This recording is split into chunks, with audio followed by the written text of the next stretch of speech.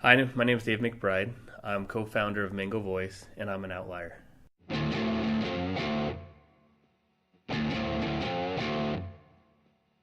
everybody, welcome to Outlier On Air, episode 401. As always, I'm your host, Ever Gonzalez. This is the podcast where we interview founders, disruptors, and mavens. And on today's episode, we have Dave McBride. He is the founder and CEO of Mango Voice. Now, Dave has had the entrepreneurial spirit since his first lawn mowing route when he was a kid. After starting and growing several small businesses, Dave found himself in the world of technology. It quickly became a passion and he enjoys the opportunity for innovation. After working to build an internet service provider company, Dave noticed that most of his clients needed a better solution for a phone company. With his resources, Dave began building a simple voice over internet protocol telephone system for his clients to help alleviate the burden of their outdated systems. It wasn't long until Mango Voice was born. I think you're really going to enjoy this episode. Dave talks about the pros and cons of doing business out of a small community. He's based out of St. George, Utah, southern Utah. He talks about the ups and downs of entrepreneurship, what his day-to-day looks like. He talks about what it takes to grow his company, to be the leader, to cultivate a culture that's going to help the company grow and grow and grow.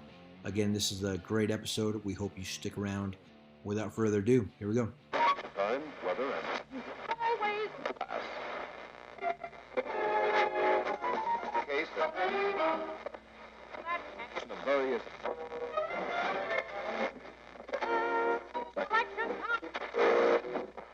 Dave, welcome to the show. Hey, thanks for having me. Yeah, it's exciting. You're a hometown boy here in St. George, right? You've done a lot of good stuff with Mango Voice that we're going to introduce here in just a sec. But overall, it seems like you're a serial entrepreneur, right? Tell us a little bit about the pros and cons of doing business in southern Utah right now.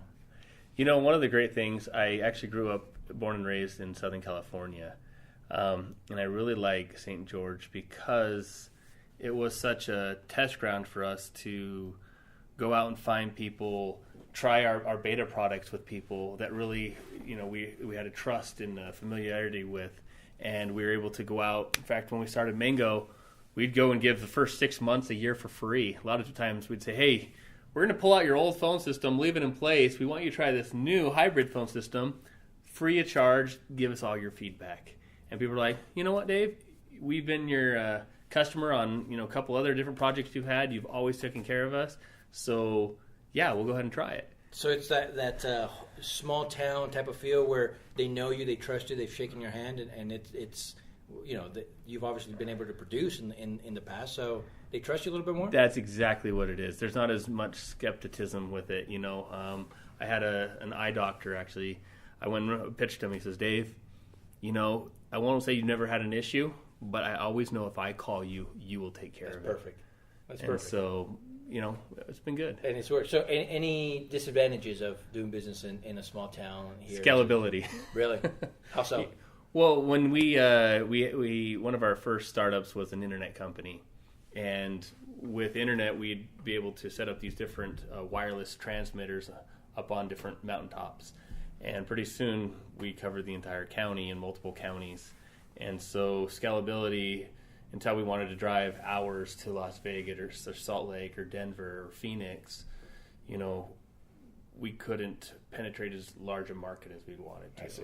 So some drawbacks, but overall, it's been good for you and the company and the family, basically. It's, to be honest, and hopefully it's good to say this on radio or on podcast, I really like here that as we grow nationally and even globally right now, if something goes wrong, it's not social media slapping you in the face. You're seeing them at the grocery store.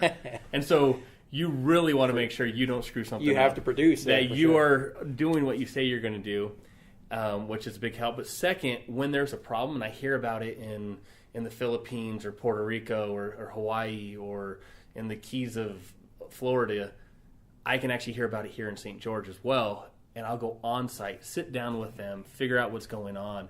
And that's where Mango Voice really became successful, is we decided to redo the phone system, not by phone system standards, but by what the customer wanted. We first launched a couple systems, launched it to first couple companies, and they're like, this sucks. We don't like this. Mm-hmm. This is too many buttons.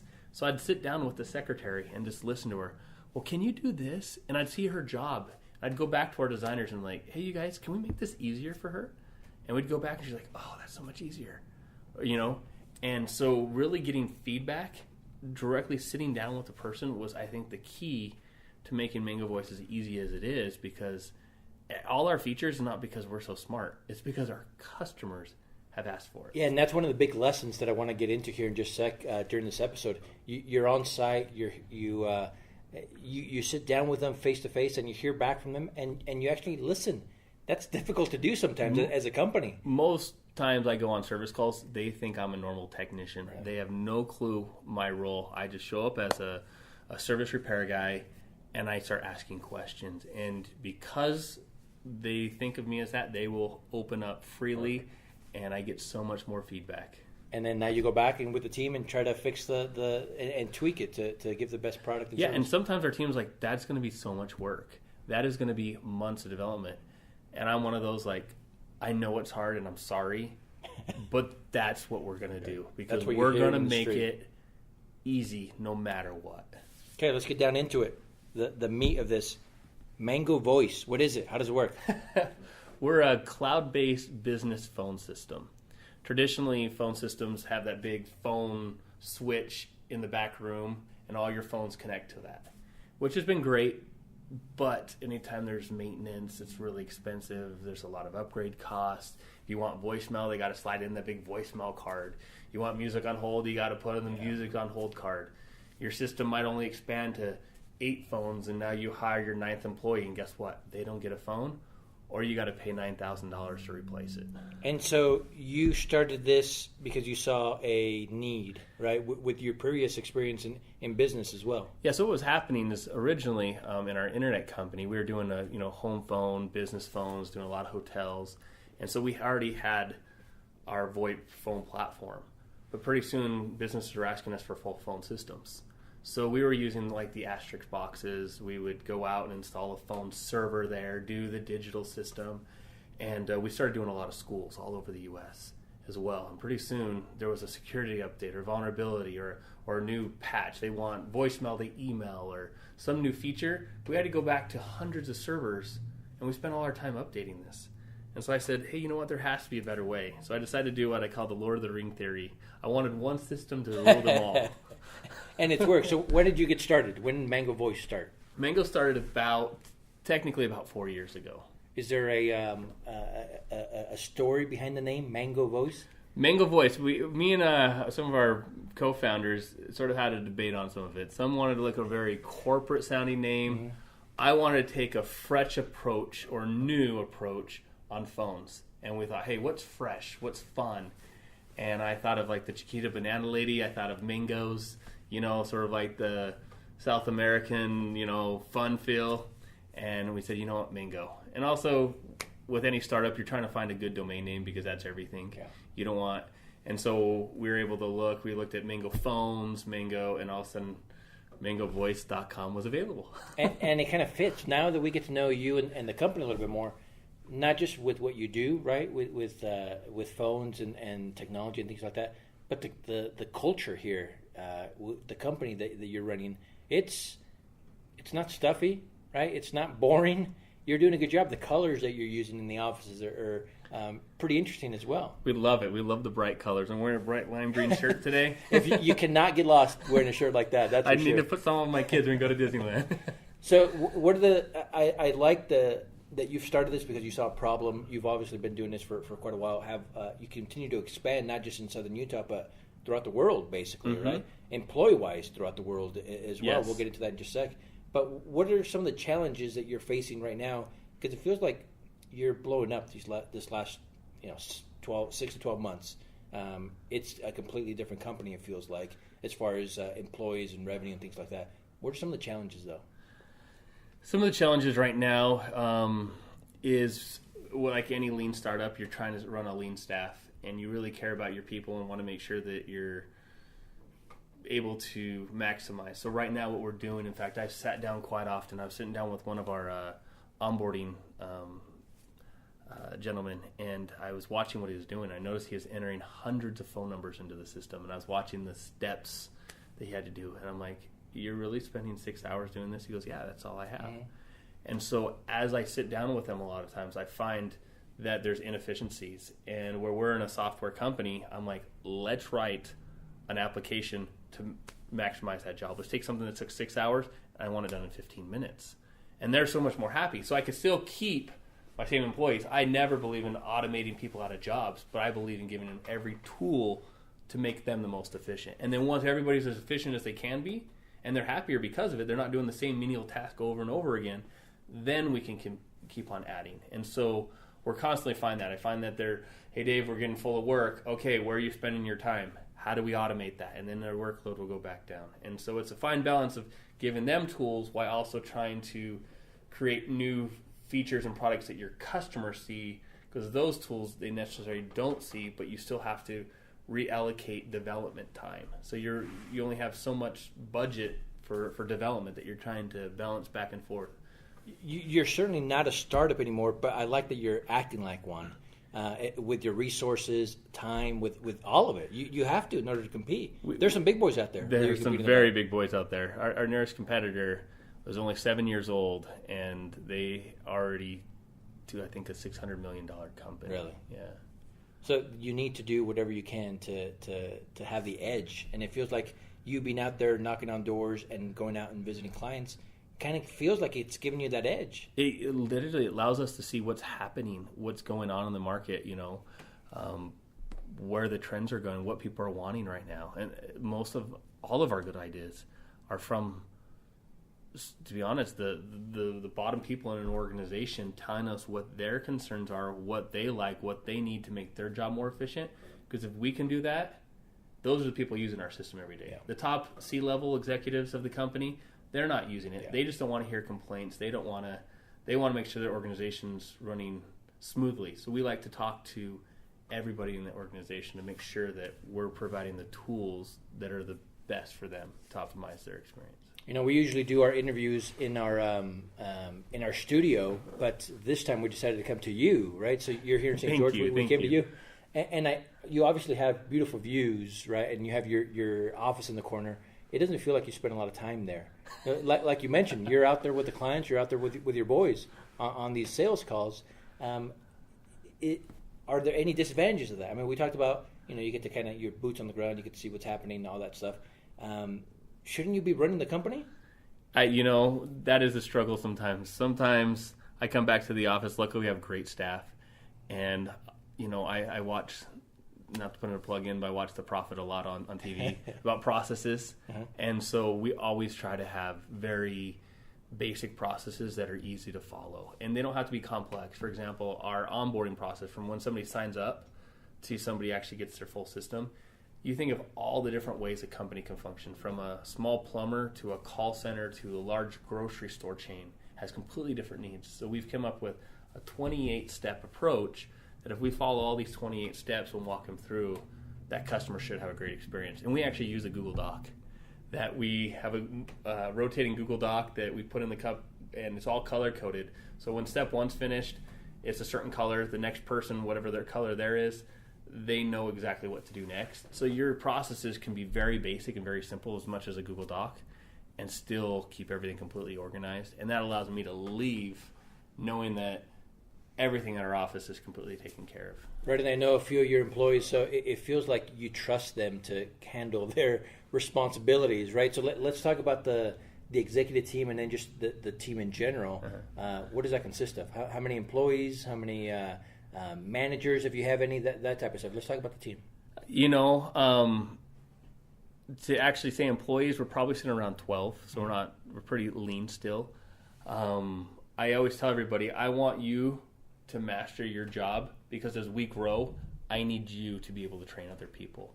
And so whether we're in the provisioning section, whether we're in the billing and porting, whether we're in the onboarding and support, those people, ask them. I put all the weight back on them. If there's an issue, I ask them, what would you do? What are you going to do? Because as I found in times past with other businesses, if I'm trying to answer all those questions, it doesn't empower them. And pretty soon I find that they're coming back for the same question because they're always looking for my approval. Now, if there's a main cultural change or shift that needs to take in the company, I want to be part of it. But if it's something on their job, I want them to figure it out, and I want them to be problem solvers. And that's really what we're trying to accomplish here. Sometimes you do get some resistance. They're like, I don't want to figure this out. And I just give them confidence. I know you'll do it great. If you really run into a hurdle, come contact me, and I'd love to talk to you about it. Besides that, I'm going to trust your judgment on that. And so far, so good, it sounds like. I mean, you've been able to train your guys, and you just go and do your own thing. Oh, they're great. In fact, sometimes, it's just quiet. I won't hear anything for days from our support team, and I go back to the support logs and I see everything they've taken care of, and it's quiet. But there's other times when we do have a technical glitch or something where they can't figure it out. They also know that they can contact me, and we'll be right on it to identify the issue. But anyways. Let's talk about what you're doing now, right? You're creating software along with actual phones that you ship out. Is that the case? Explain that a little bit, because as a company, we need to kind of try to, or entrepreneurs, niche down as much as we can and focus on one thing, right? So that we're the best at that one thing. So you're I'm assuming buying and shipping these phones, but you also have to stay on top of it with the software that you create and provide for those phones. Tell us about the differences of working with those two. Yeah, so I've actually watched a couple buddies who've actually started similar companies, and some of them says, hey, I get on the ground floor with this new phone company. They have great pricing, great features.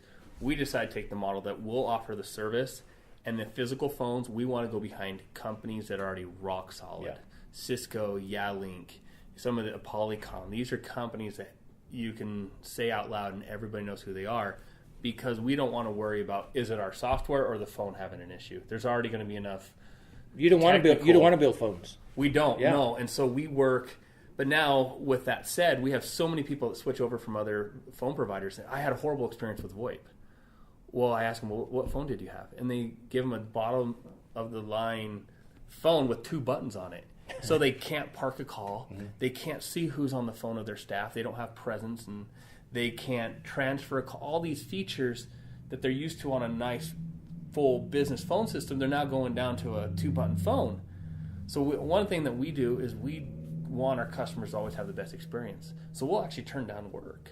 We'll say, unless... Which is hard to do. It is, right? But we don't want to be those companies that say, hey, we got you in a cheap, phone, but now you're going to have a bad experience. I want the secretary to have a nice business phone where she can see everybody who's on the phone. She can hit 1-button transfer. She can park multiple calls. She has her control center, so to say, to control those phones.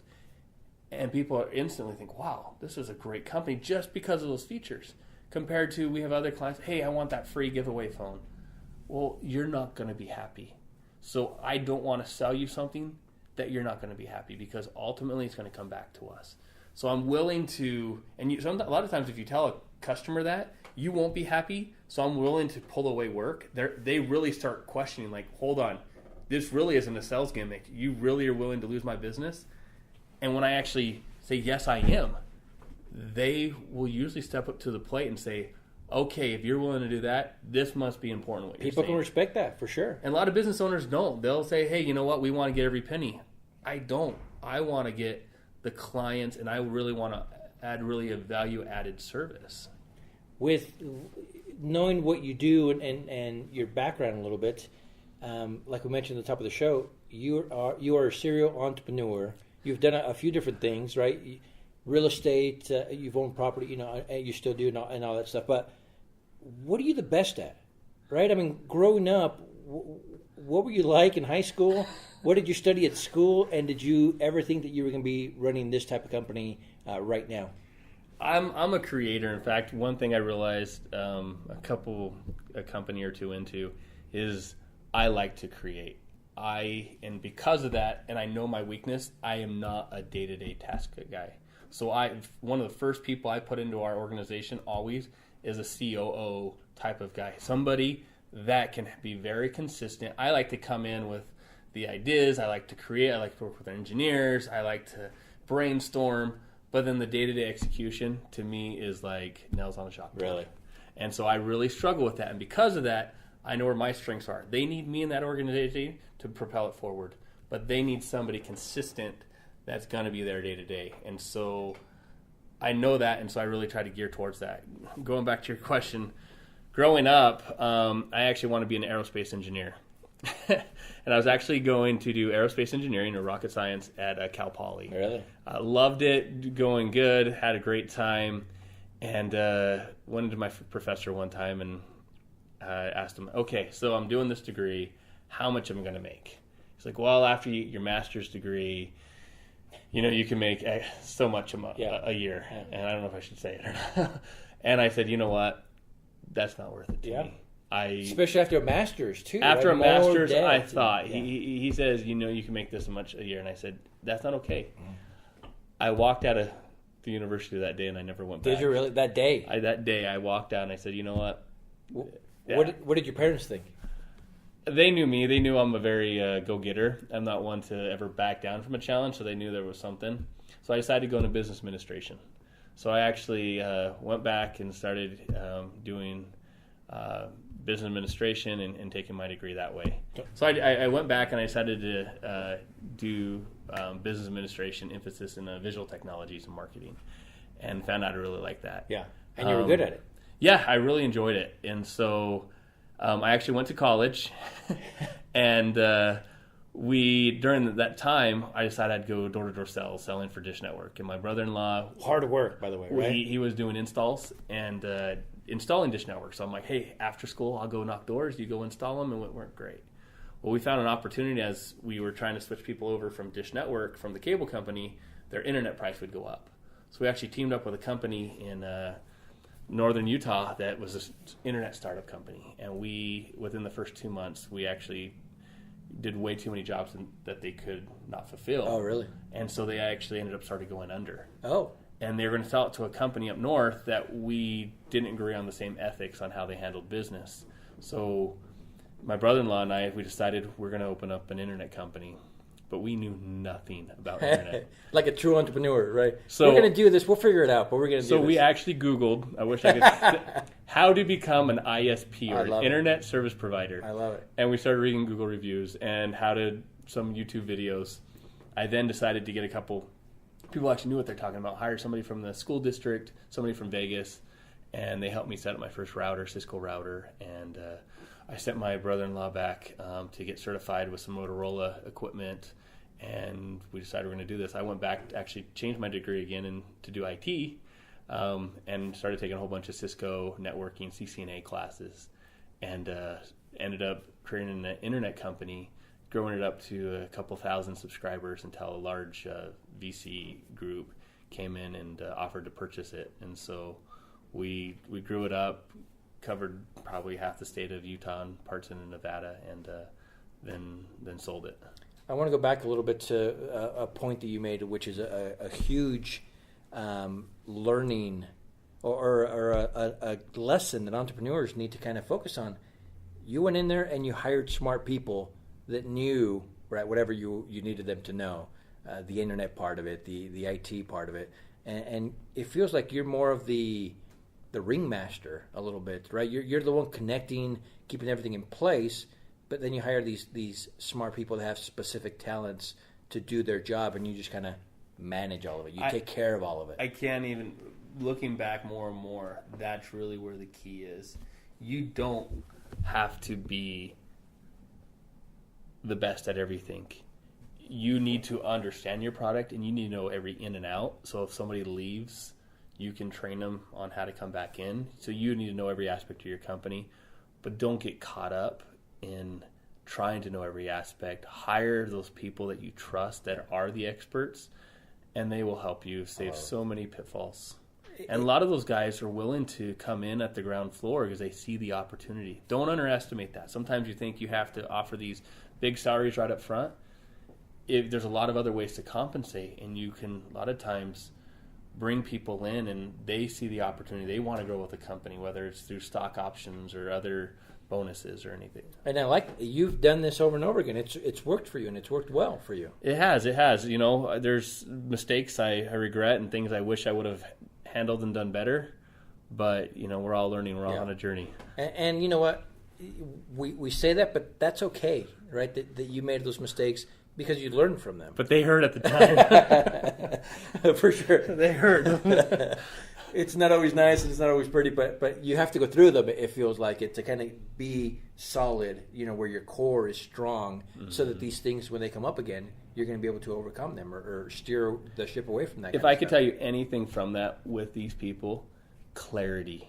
Do not ever make or say anything like, hey, maybe if it all works out, then this could happen with you. It needs to be clear from day one. If not, there's hard feelings, and there's things that, you look back and you wish in writing, this is what's going to happen. Here's what, because if not, years go by and that conversation grows in everybody's mind. And that's not fair to the people. It's not fair to you to have unrealistic expectations. So I say, if you're going in with friends, partners, programmers, employees, clear, defined expectations, so you can go back to writing and say, this is what I committed, and there are no hard feelings. It's funny, my our attorney, one of my friends and partners, always says that when you start out and you have partners or those type of key employees like that, everybody's a good guy, but everybody has different memories. If you're starting to make a lot of money, we remember it differently. If we start to lose a lot of money, we remember it differently, right? So having it in writing or having that clarity all along the way is so important. Again, not because I'm trying to rob, steal from you or anything like that. It's just I remember it differently. You remember it differently. We're all good guys, but we're going to remember. So having it clearly defined and even written down is the way to go, and I like that. It's the only way to go. Growing up, my dad, he always had, it's called the Bank of Dad. He had the old Franklin Covey day planner. He would open it up. Anytime I wanted to borrow money from him, he would open up his day planner, and he'd write the amount, and I'd initial it. And when I paid it off, huge. He did that. He says, he says, my dad had some falling out with some family members, and I never want that to happen with me. So I want to be clear on our expectations. I'm like, Dad, you're running like a business. No, I'm trying to run it so there are no hard feelings. And he's teaching you a lesson.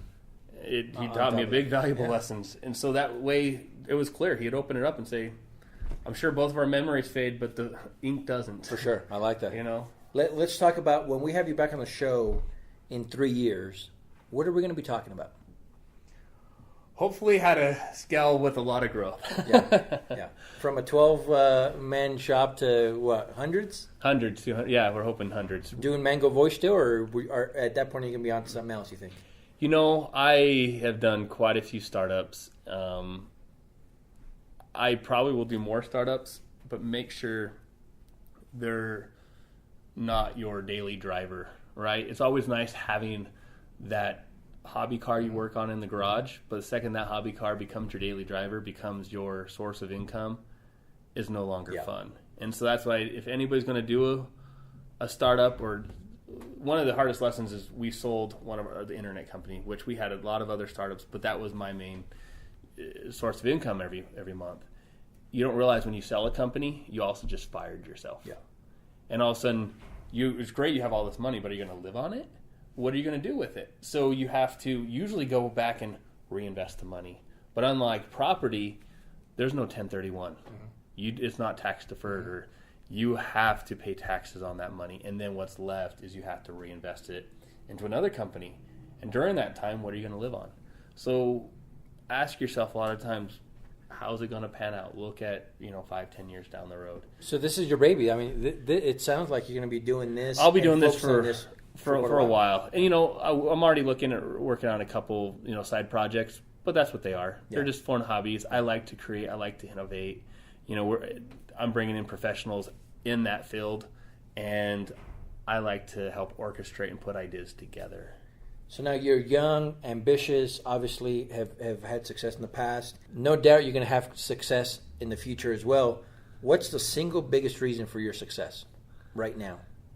Persistence. Yeah? Yeah. I think I'm probably either too stubborn when to stop, but once I've done the math, I've done the books and know that this can be profitable, no matter how bad it gets. I don't know how many times when we had the internet company or with this, I've thought about pulling the plug. It's just, you're in over your head. Things are breaking left and right. You're like, you wonder how anything is working. and you're like, I'm done. Is it really worth it? And if you just say, you know what, I'll make it through today, somehow you figure it out that night at 3 o'clock in the morning, and it just comes back together, and it's just persistence, But the other thing is, I've also watched making sure your numbers are true, that you don't lie to yourself when you're starting a company. Oh, well, it'll be profitable. It'll do this. Yeah.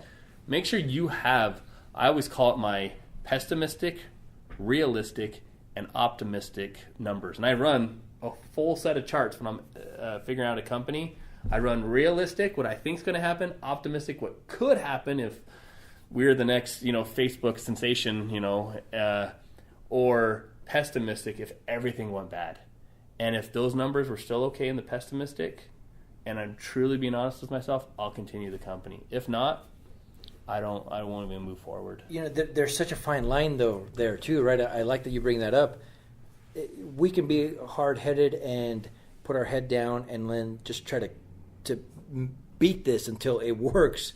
But sometimes we have to realize that it's not going to work. And, let's not spend a year, 2 years, 3 years of our lives trying to make something work that is not going to go anywhere. So you have to be smart enough or something enough to say, hey, it's not going to work.